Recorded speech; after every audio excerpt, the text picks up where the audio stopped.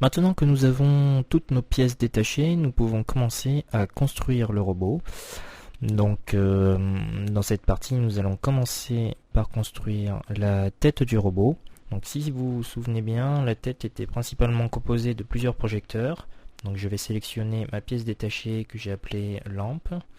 Je la duplique pour garder mes pièces détachées de côté au cas où si j'en ai besoin. Je vais lui donner une autre couleur pour les différencier aussi des pièces détachées et de l'objet en cours de modélisation. Voilà. Donc je me place dans la vue en perspective uniquement et grâce à l'objet de rotation de vue, je vais pouvoir travailler assez aisément au niveau de la construction de cette tête. Comme vous pouvez le voir, je suis en train de dupliquer la lampe et de lui attribuer des transformations pour donner l'illusion en fait que ce sont des objets différents. Donc je vais la dupliquer 3 fois. Hein. Donc celle-là je vais la faire beaucoup plus petite, toujours avec l'outil Homothétie, comme ceci. Et je vais attribuer à chacune de ces lampes une transformation différente pour renforcer l'illusion que ce sont des objets bien différents. Donc toujours avec l'outil Homothétie, vous pouvez voir qu'on peut agir uniquement sur un des axes. Voilà, si je le sélectionne, je sélectionne uniquement l'axe Y et j'agis uniquement en transformation sur l'axe Y. Une fois que mes formes sont à peu près comme je veux, j'essaie de les placer donc correctement par rapport au croquis qu'on en a fait initialement. Donc à savoir qu'il y avait donc ces lampes avec cette lampe principale. Donc la plus grosse va être le projecteur principal du robot. Donc voilà. Je les place en faisant très attention de ne pas trop entrecouper les objets. Je les fais toucher légèrement, voilà, pour ne pas avoir de bug d'affichage. Je vais grouper ces 3 lampes. Je vais l'appeler tête, comme ceci. Et je vais la placer grâce à l'outil rotation dans le sens que je voulais. C'est-à-dire que je vais garder le gros projecteur légèrement vers le haut, comme ceci. Et au fur et à mesure que l'on descend, les plus petits en bas. Je duplique ce groupe, donc je le déplace, et je vais aller chercher l'outil miroir qui va me permettre voilà, de faire une symétrie sans faire de copie. Voilà. Cet ensemble d'objets, je vais lui appliquer aussi une transformation. Donc, assez simplement, grâce à l'outil Homothétie, comme tout à l'heure. Donc, je vais... Voilà. Je vais le réduire. Et je vais le placer de façon à réaliser un bloc, le bloc de la tête, donc le bloc principal qui est formé grâce à ces outils, à ces pièces cylindriques. Donc je lui applique les transformations nécessaires, toujours en contrôlant au maximum sous différents angles. C'est très important d'utiliser cet outil de visualisation. Hein. Ça permet de voir s'il y a des endroits qui ont été laissés pour compte, des endroits où des objets ne sont pas nécessaires et donc on peut les éliminer. Et ça évite la confusion des 4 vues. On a une vue beaucoup plus directe comme ça. Voilà, donc je vais maintenant grouper tous les objets. Je vais les rappeler tête, comme ceci.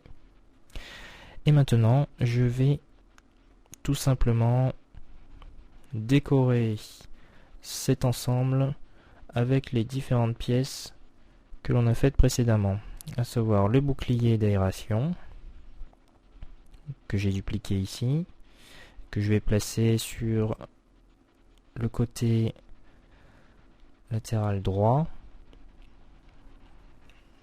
Voilà, directement. Je fais en sorte de le placer vraiment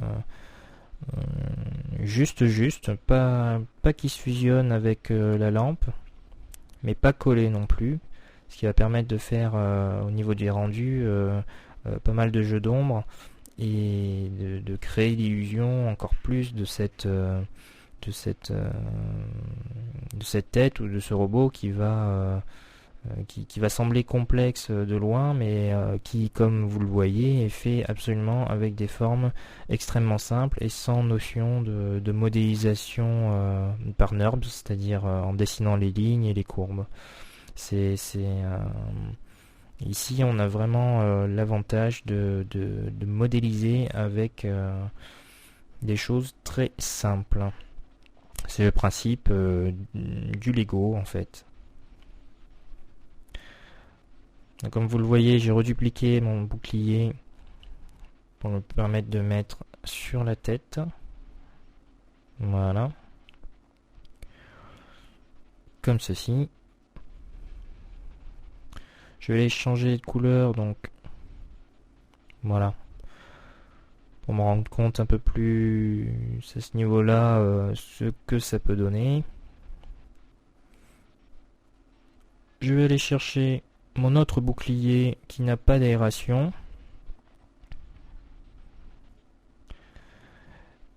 Voilà.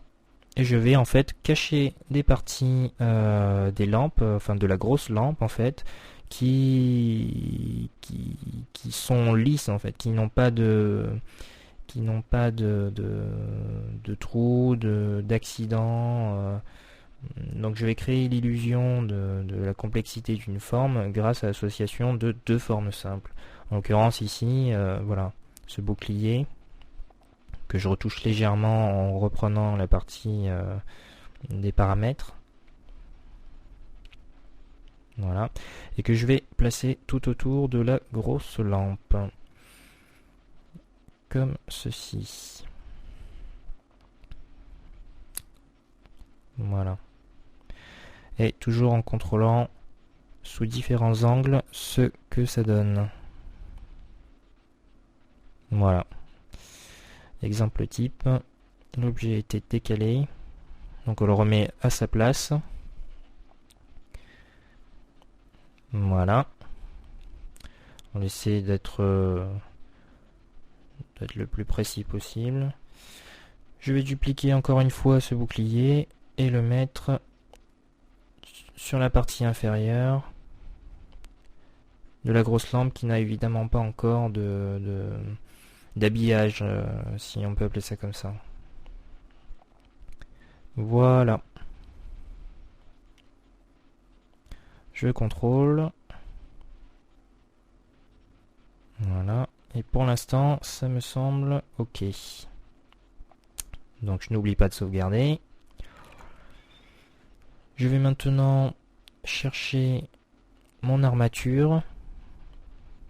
Donc comme on le disait précédemment, c'est un objet que l'on a créé vraiment pour lier ou souder les objets.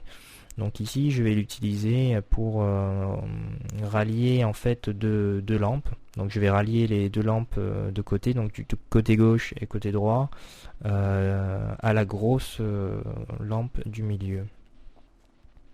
Donc pour cela, je vais être obligé de lui attribuer des transformations. Donc je vais augmenter le nombre de segments parce que si je vais utiliser voilà, dans la liste des modificateurs une courbure, ça va me permettre d'avoir quand même une forme assez lisse lorsque je tire l'angle même au maximum. Donc pour l'instant je vais le mettre à 45. Je vais revenir à extruder, je vais le réduire légèrement, toujours en utilisant cet historique avant-arrière qui permet de revenir sur les paramètres de l'objet initial. Donc ici, mon but, ça va être de raccorder cette lampe qui est en bas à gauche dans ma vue en perspective. Voilà. Et je voudrais la raccorder à la grosse lampe qui est sur le côté. Donc toujours avec le contrôle, essayer de placer le plus précisément possible les éléments. Donc il était trop gros. Donc cet objet, je peux le faire rentrer dans les autres, puisque c'est un objet qui va lier les éléments entre eux. Donc ce n'est absolument pas gênant si, comme vous le voyez, je le fais rentrer à l'arrière du projecteur. Et je vais le faire aussi de la même manière rentrer dans le projecteur principal. Voilà, je peux mettre directement 90 degrés. Hop. Je le rentre dans le premier. Comme ceci. Je vais contrôler par derrière. Donc je vais devoir lui attribuer un angle pour le faire rentrer, puisque le gros projecteur est beaucoup plus haut. Comme ceci. Voilà. Donc on a un premier exemple de réunification d'objets grâce à cette pièce détachée armature que l'on a créée au tout début. Donc cette pièce, je vais, voilà, puisqu'elle est précise, je vais tout simplement la copier pour réaliser exactement la même opération de l'autre côté.